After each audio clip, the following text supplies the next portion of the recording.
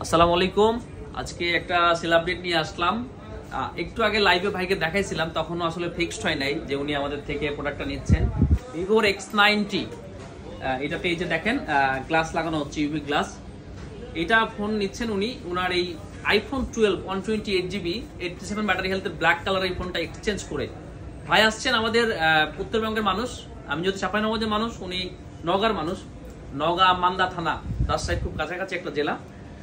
তো smart থিঙ্কের video দেখেন, সেই সূত্রে আসলে ভালো লাগা। উনি আসলে জানেন কিনা জানি না যে আমিও আসলে উত্তরবঙ্গের মানুষ, আজকে জানলেন। ঠিক আছে, তো নওগাঁ বলতে কি, আমরা তো বুঝি নওগাঁ বলতে আসলে চাপাই কাছাকাছি, যেহেতু নওগাঁ অনেক বড় একটা জেলা, 16টা উপজেলা, মেবি 14টা উপজেলা। সেখানে চাঁপাইনবাবগঞ্জের মাত্র 3টা উপজেলা। হ্যাঁ, তো বুঝতে পারতেছেন চাঁপাইনবাবগঞ্জ থেকে আসলে কতটা বিশাল। বাংলাদেশের বরেন্দ্রভূমির বলাই হয় এই নওগাঁর এই বিস্তীর্ণ অঞ্চলকে। ঠিক আছে, নওগাঁ বর্তমানে আরেকটা জিনিস ডেভেলপ করছে।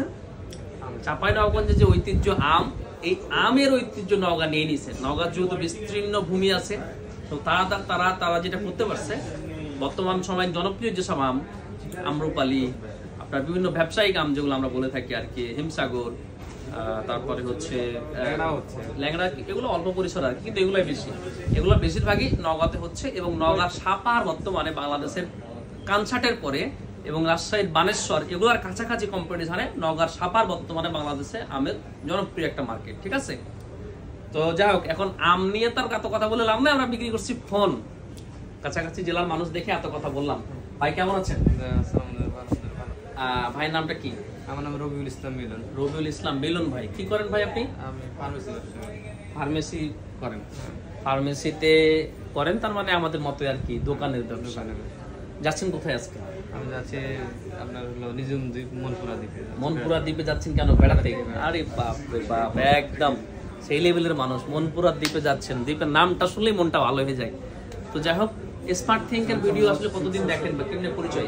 মোটামুটি 5-6 মাস বেশি হয়ে গেল। মাঝে মাঝে দেখতাম, আবার চলে যেত, আবার এখন নিয়মিত দেখেন। ভাই যেহেতু নিয়মিত দেখেন, ভাইকেও আমরা দেখানোর ব্যবস্থা করতেছি।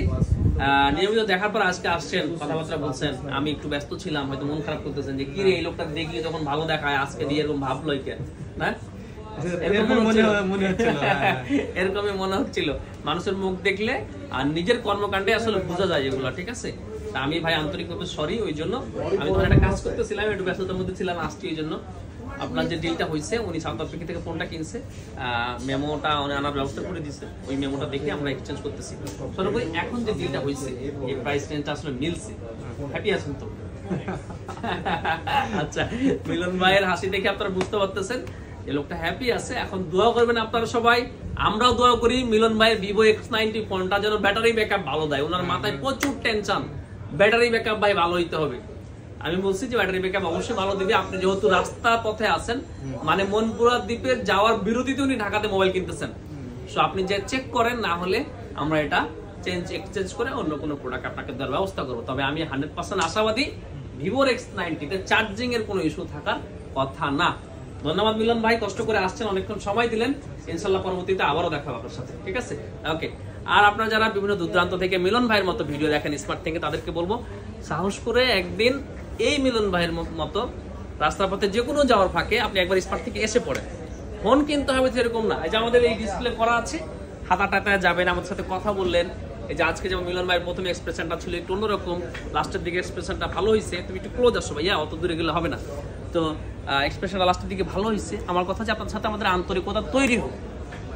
এরপরে আপনার যদি মনে হয় যে স্মার্ট থিঙ্ক থেকে ফোন আপনি কিনতে পারবেন, তাহলে পরবর্তী যে কোনো সময় একদিন চলে আসেন। ঠিক আছে, সবাইকে স্মার্ট থিঙ্কে আসার দাওয়াত রইল।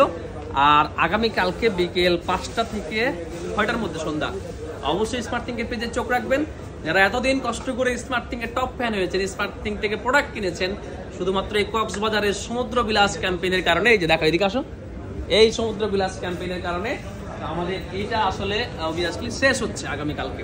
ইনশাল্লাহ যারা যারা আমাদের এই ক্যাম্পেইনে টিকতেছেন, তারা কাকে কাকে নিয়ে যাবেন সাথে, বা আপনি কাকে নিয়ে যাবেন, আপনি যদি প্ল্যান করে ফেলুন।